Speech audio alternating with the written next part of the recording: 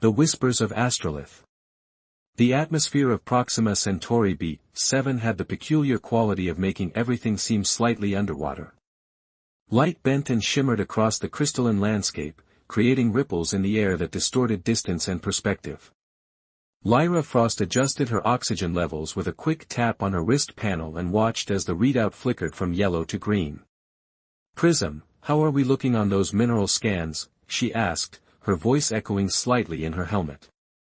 The small drone hovering at her shoulder emitted a soft blue pulse. "Preliminary analysis shows traces of element 137, consistent with the readings that brought us here." Prism's voice was melodic but precise. "However, I'm detecting anomalous energy signatures approximately 2 kilometers northeast that don't match any known natural formations." Lyra smiled thinly. "Anomalous is good. Anomalous pays the bills."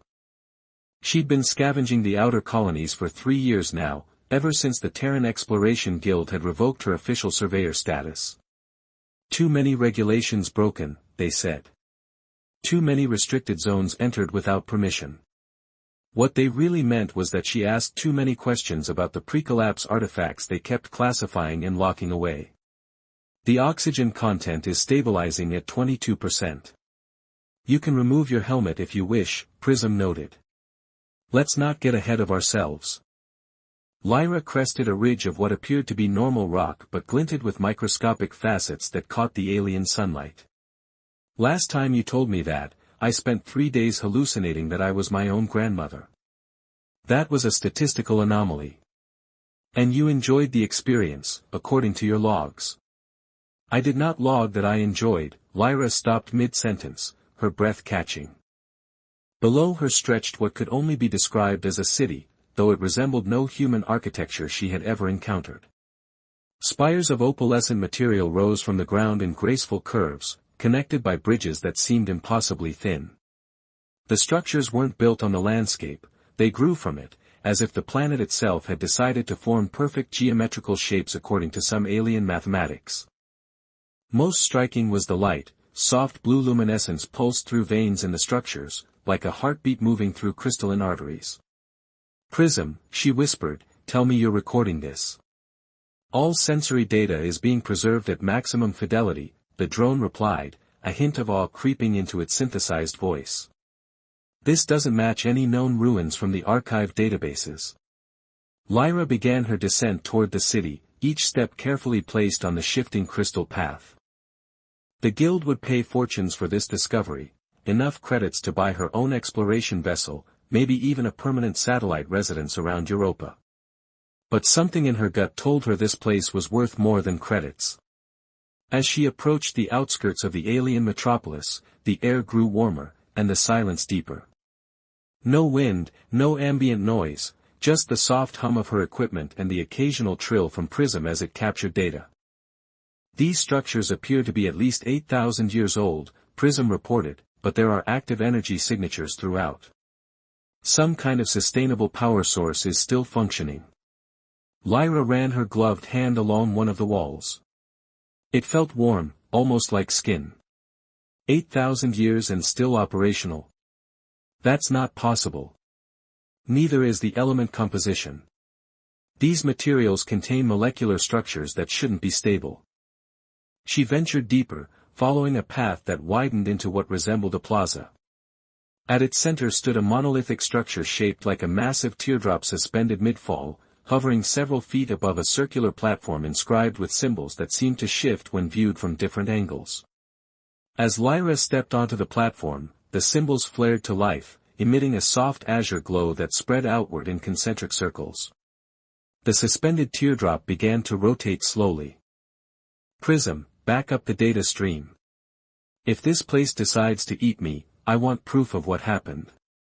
"Your morbid humor remains intact despite the clearly significant archaeological discovery," Prism noted dryly. Before Lyra could respond, a figure stepped out from behind the rotating structure. Tall and slender, with skin that shimmered like polished opal and eyes that were entirely black except for pinpricks of starlight where pupils should be.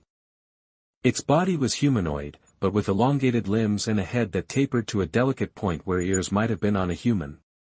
Lyra froze, her hand instinctively moving toward the pulse weapon at her hip. The being noticed the movement and raised its hands, palms forward, a universal gesture of peace that somehow made it seem more rather than less alien. "You need not fear," it said, its voice like wine through crystal chimes. "We have waited for your return far longer than the time it would take to nurture anger." "My return?" Lyra kept her hand near her weapon. "I've never been here before." The being tilted its head, the starlight in its eyes shifting slightly. "Not you specifically. Your kind. The Starborn." Prism drifted closer to Lyra. "The being is speaking a language that doesn't match any in my databases, yet you appear to understand it." "Of course I understand it," Lyra said, then paused. "Wait, what language are you speaking?" "The tongue of memory," the alien replied. "It resonates with the genetic echoes in your mind. Only those who carry the sequence can hear it truly." Lyra swallowed hard. "Who are you?" "I am the Los, keeper of Astrolith, guardian of the memory seeds." The being, the Los, gestured to the city around them. The last functional node in what was once a network spanning thousands of worlds. "And what exactly are the Starborn?" The Los stepped closer, moving with a fluid grace that made Lyra think of water flowing uphill. "You are human, yes. From the third world of the yellow star. Earth. Yes. Then you are Starborn. The Builders. The Shapers." Thalos's voice held a note of reverence that made Lyra uncomfortable. "Those who taught my people to fold space and time, who helped us ascend beyond our physical limitations." Lyra laughed, a short, harsh sound in the quiet plaza. "I hate to disappoint you, but humans can barely maintain a colony on Mars without it breaking down every 6 months. We definitely didn't teach anyone to fold space and time." "You forgot," the Los said simply. "The Great Severance took your memories, scattered your knowledge across the void. But the seeds remember. Astrolith remembers." The city pulsed around them as if responding to the name, the veins of light brightening momentarily. "Prism, are you getting readings on whatever these memory seeds might be?" Lyra asked. "Negative. However, I'm detecting unusual neural activity in your frontal lobe. Something is interfacing with your brain chemistry." That explained the growing headache and the strange sensation of familiarity she felt looking at the alien architecture. "Can you block it?" "I can attempt a counter-frequency, but—" "No," the Los interrupted. "The connection is not invasive. It is recognition. The city recognizes the pattern in your thoughts because it was designed to do so. By your ancestors." The alien moved toward a wall that Lyra hadn't noticed before. With a gentle touch, the Los caused part of the surface to become transparent, revealing what appeared to be a vast chamber filled with suspended crystalline structures, each containing what looked like a miniature galaxy. "These are the memory seeds. Each contains the experiences, knowledge, and history of both our peoples before the severance." The Los turned to Lyra, its starlit eyes solemn. "For 8,000 cycles, I have maintained them, waiting for a Starborn to return and reawaken the network." "Why me?" Lyra asked, her voice barely above a whisper. "I'm nobody.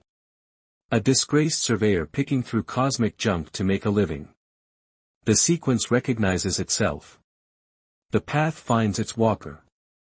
The Los extended a hand toward her. "Come. There is something you must see." Against her better judgment, Lyra followed, with Prism floating anxiously behind her.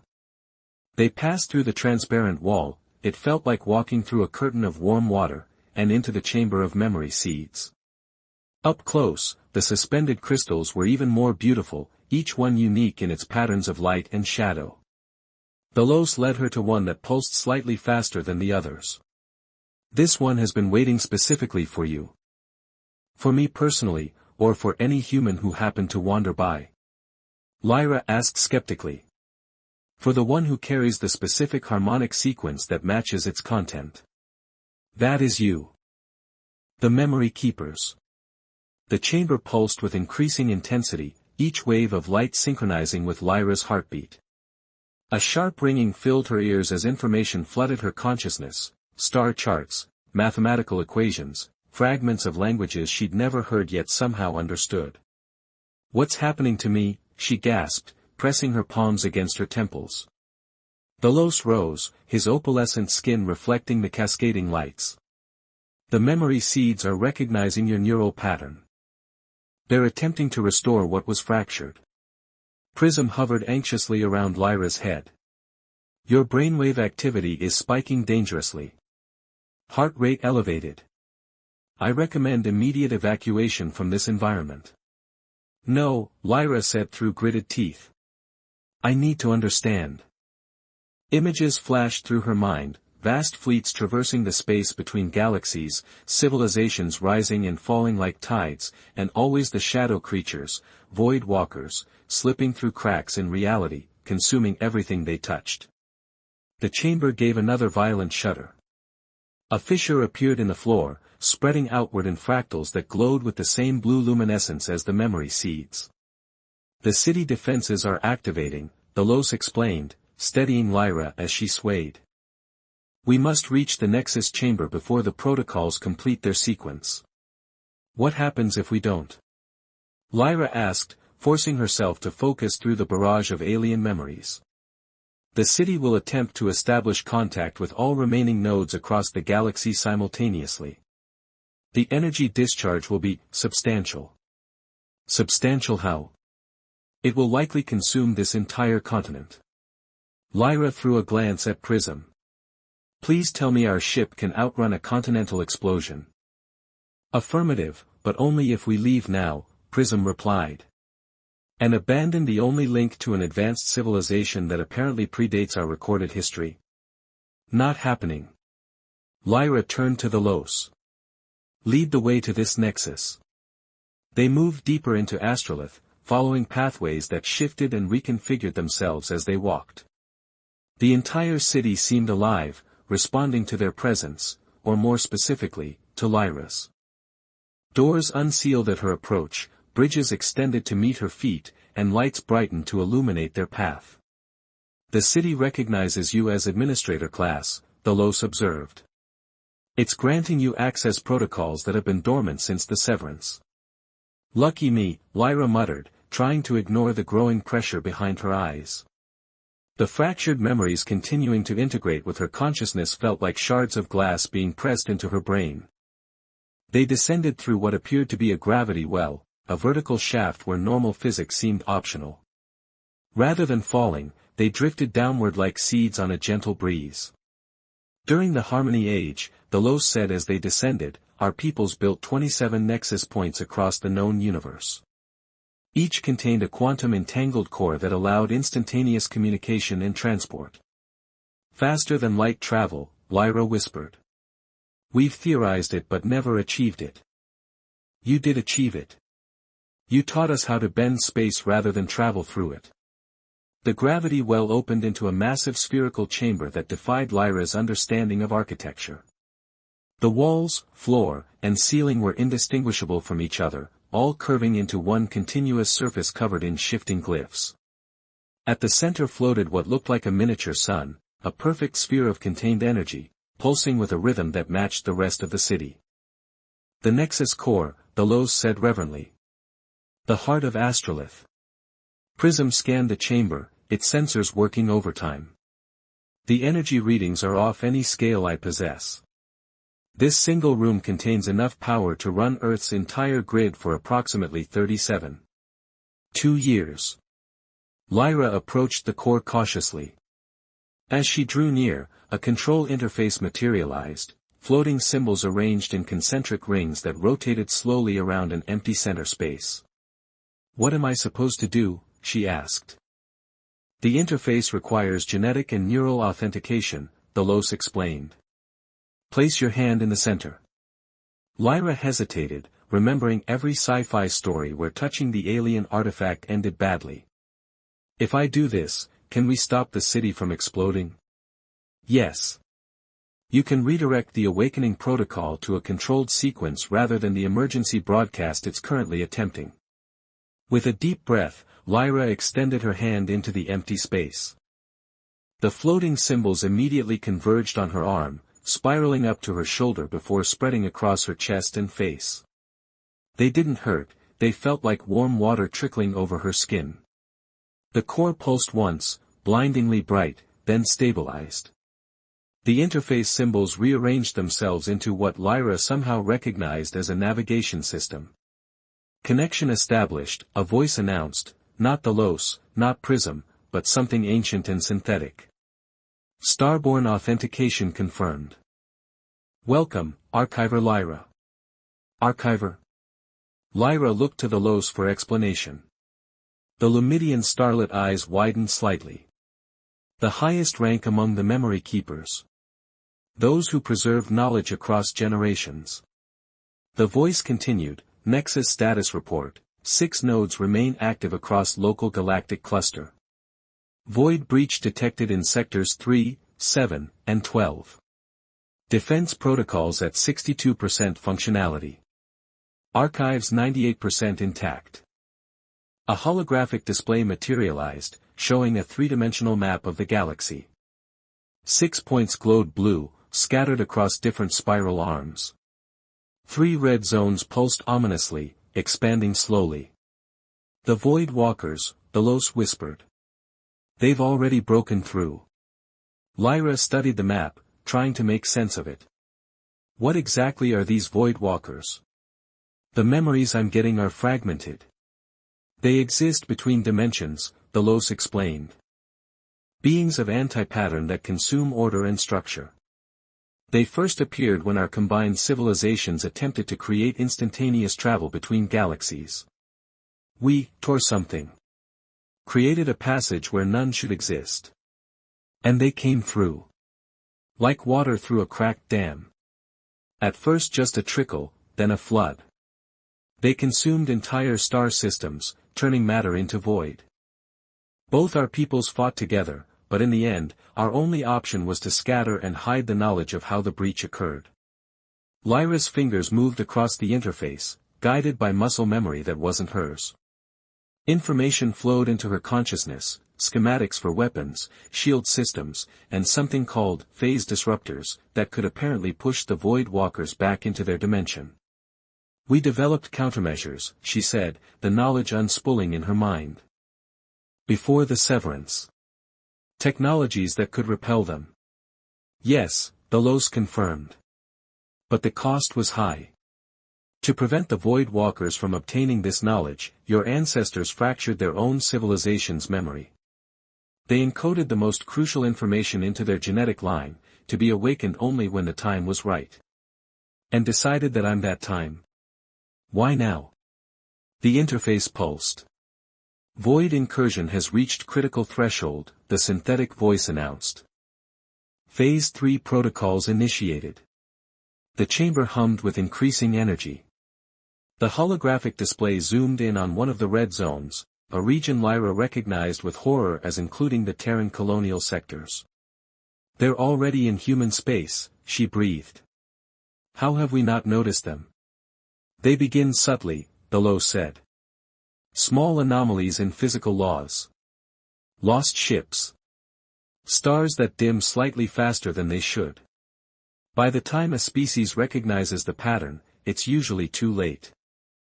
A new symbol appeared on the interface, a stylized hourglass contained within a sphere. Lyra's fingertips tingled as they hovered over it. What is this? The final protocol, Delos replied, his voice hushed. The chronoarchive. Before Lyra could ask for clarification, the chamber shuddered violently. The blue glow throughout the city flickered, momentarily replaced by a sickly purple light. Perimeter breach detected, the synthetic voice announced. Void entities approaching Nexus chamber. Estimated penetration time, 3 minutes.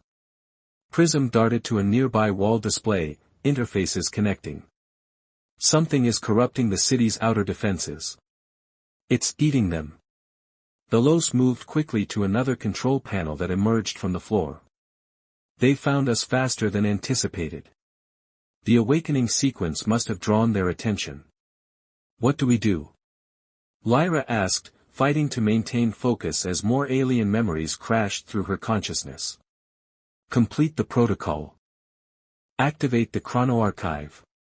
Lyra's hand moved toward the hourglass symbol, but she hesitated. What exactly will this do? It will send the complete archives, all our combined knowledge, technologies, and history, backwards through your timeline. Subtle changes to key moments in your species' development, accelerating your technological evolution. You're talking about changing history, Lyra said incredulously. Not changing, restoring. The timeline was already altered by the severance. This would merely return humanity to its proper path, give you the tools to fight what's coming. Another violent tremor shook the chamber. Part of the ceiling collapsed, revealing writhing darkness above, not the darkness of night, but something that seemed to devour light itself. They're here, Delos whispered, fear evident in his voice for the first time. Tendrils of living shadow probed through the opening, reaching downward like curious fingers. Where they touched, matter simply ceased to exist, leaving perfect voids in the structure. Lyra, Prism called urgently, we have approximately 90 seconds before structural integrity fails completely. Lyra stared at the interface, her mind racing. If I activate this, what happens to us? To this timeline? I don't know, Delos admitted. The theoretical model suggested a bifurcation, this reality continues, but creates a parallel branch where the knowledge reaches your past. Another section of the ceiling dissolved as a void walker pushed further into the chamber, a creature of negative space in vaguely humanoid form, its edges constantly shifting and reforming. 60 seconds, Prism warned. Lyra made her decision. Delos, is there any way to transmit the memory seeds to my ship? Not all of them, just enough to prove what we found here. The Lumidian worked quickly at the control panel. I can create a compressed data crystal, but it will only contain fragments. Do it. Lyra turned back to the interface, her fingers dancing across symbols as she initiated a different protocol, one that she somehow knew would overload the Nexus core, transforming its energy into a localized implosion. What are you doing? Delos asked, alarmed. If these things consume structure and order, let's see how they handle a controlled collapse of spacetime. She looked up at the void walkers continuing to pour through the ceiling. We can't let them get the archives. Delos finished creating the data crystal, a small, blue shard that pulsed with stored information. He handed it to Lyra just as Prism announced, 30 seconds remaining. The ship's autopilot can be activated remotely, Prism added. But we would need to be within transmission range of the outer atmosphere. Lyra nodded toward a smaller interface near the chamber's edge. The emergency transport system should still be functional. Delos, can you program it to get us to the surface? As the Lumidian worked, Lyra finalized the implosion sequence. The core began to spin faster, its light shifting from blue to a deep violet. Core overload initiated, the synthetic voice announced. Containment failure in 3 minutes. Please evacuate to minimum safe distance of 5,000 kilometers. The void walkers seemed to sense the danger, their movements becoming more frantic as they poured into the chamber in greater numbers. One stretched toward the core itself, its negative mass distorting the light around it. Transport ready, Delos called. Lyra ran to join him on a circular platform near the wall. Prism followed, settling onto her shoulder. What about the chronoarchive? Delos asked, gesturing to the unused hourglass symbol still pulsing on the main interface. Lyra clutched the data crystal tightly. One problem at a time. First, we survive. Then we decide whether to rewrite history. Delos nodded, understanding in his starlit eyes. He activated the transport, and the world around them dissolved into particles of light. They rematerialized on the crystalline plane outside the city, its spires now pulsing with violent energy as the overload spread through its systems. The void walkers had broken through in multiple places, their negative presence visible as tears in the fabric of reality throughout the once beautiful structures. "Prism, call the ship," Lyra shouted. The drone transmitted the emergency retrieval signal. Moments later, they heard the roar of engines as Lyra's small exploration vessel appeared overhead, autopilot bringing it down for a rough but functional landing nearby. They sprinted toward it, the ground trembling beneath their feet.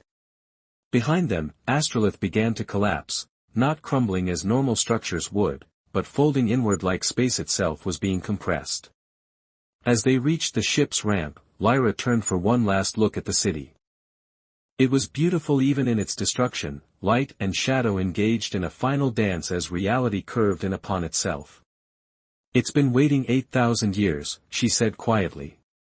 "And now its purpose is fulfilled," Delos replied. "The memory seeds are preserved, in you, and in that crystal." They boarded quickly, Lyra taking manual control and launching with all available power. The ship screamed through the atmosphere, sensors blaring warnings as the implosion began in earnest below them. Through the viewport, they watched as Astrolith collapsed into a single point of brilliant light, then vanished entirely, taking the Void Walkers with it. Silence fell in the cockpit as they escaped into orbit. Lyra placed the data crystal carefully on the console, its blue light pulsing steadily. "There will be others," Delos said after a moment. "Other cities, other void breaches. What we've done today has only bought time." Lyra nodded, feeling the weight of 8,000 years of history and responsibility settling into her consciousness. The fragmented memories were still integrating, showing her glimpses of a civilization that had once spanned galaxies, and the terrible price paid to protect it. "So," she said, setting a course away from the now empty region where Astrolith had stood, "tell me more about these other 5 nexus points." Thalos's expression shifted to something that might have been a smile. "Where would you like to start, Archiver?" Prism beeped softly from the navigation console. "I've integrated the star charts from the memory seeds. The nearest active node appears to be in a system approximately 27 light-years from here." Lyra looked down at her hands, noticing for the first time that faint blue lines had appeared beneath her skin, circuit-like patterns that pulsed with the same rhythm as the data crystal. "The transformation has begun," Delos observed. "The genetic keys are activating." "Will I still be me?" Lyra asked. "You will be more than you were," Delos replied. "But your core, your essence, remains unchanged. You are still Lyra Frost. You are simply remembering what humanity once was." Lyra programmed the coordinates into the ship's navigation system. As the engines powered up for the jump to hyperspace, she held up the data crystal, watching as it caught the light of distant stars. "Then let's go wake up the rest of the family," she said. "We have a war to prepare for." The ship disappeared into the darkness between stars, carrying with it the memory of ancient civilizations and the hope for humanity's forgotten future.